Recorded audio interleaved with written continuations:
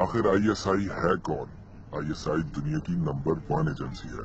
America की खुफिया agency CIA के सरबराह माइक पोम्पियो धमकी देते हैं कि अगर पाकिस्तान अपने मुल्क में दहशतगर्दों को महफूज पनाहगाहें देना खत्म ना करेगा तो अमेरिका इनके खात्मे के लिए कुछ भी कर गुजरेगा।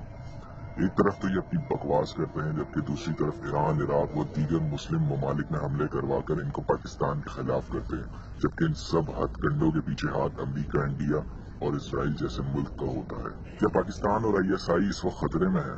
जी नहीं, क्योंकि पाकिस्तान और ISI की मदद इस वक्त अल्लाह ताला फरमा रहा है। पाकिस्तान के तमाम दुश्मन मुल्क 2030 से पहले पाकिस्तान को खत्म करना चाहते हैं और अमेरिका की 18 खुफिया एजेंसियों का कहना है कि अगर पाकिस्तान 2030 तक खत्म ना किया गया तो पाकिस्तान सुपर पावर बन सकता है। दुनिया के कई ममालिक जो पाकिस्तान को नफरत की निगाह से देखते हैं, वो पाकिस्तान को मुकम्मल तौर पर तबाह बर्बाद करना चाहते हैं। वो चाहते हैं कि पाकिस्तान का हाल भी बर्मा, फलस्तीन और शाम जैसे मुसलमानों जैसा हो जाए। और अब भी 49 से ज्यादा खुफिया एजेंसियां पाकिस्तान को बर्बाद करने के लिए पैसा पानी की तरह बहा रही हैं और इनके मद्दे मुकाबिल सिर्फ ISI इनका मुकाबला कर रही है।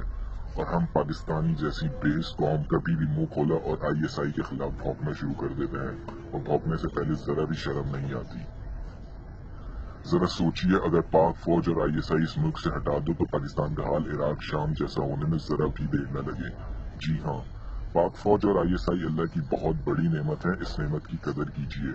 पाक फौज और ISI के खिलाफ बोलने के बजाय पाक फौज और ISI का बाजू बन जाएं और प्यारे वतन पाकिस्तान को दुनिया का सुपर पावर मुल्क बना दें, फिर जिसकी हाँ और ना में अक़वाम आलम के फैसले हुआ करेंगे। गलतियां सबसे होती हैं, मगर इसका ये मतलब नहीं कि हम इन्हें दुश्मन पर फौकियत दे दें। तो आज से हमें अपनी सोच बदलनी होगी। जो भी पाक आर्मी या ISI के खिलाफ जबान दराजी करे, इसका हर तरह से बाइकाट करें, ख्वाह वो कोई सियासी पार्टी हो या फिर कोई आम शख्स।